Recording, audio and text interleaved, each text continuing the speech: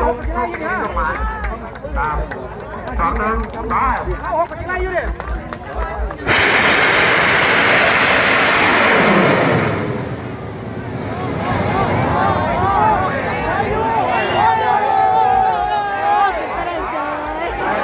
ดันไป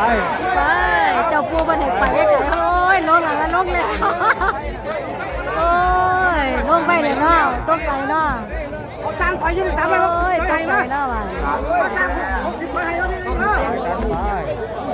60ไฟให้อยู่ดิ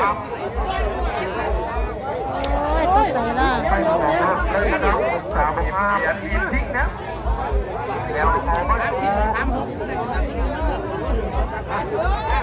เอาลงหน้าโต๊ะมาหานะว่ามันจะลงบ่แมนตัวนี้ได้กันทาง36บาท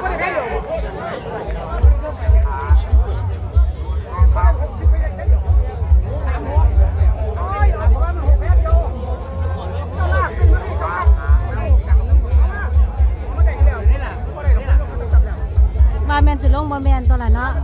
ขึ้นต่อตัวนี้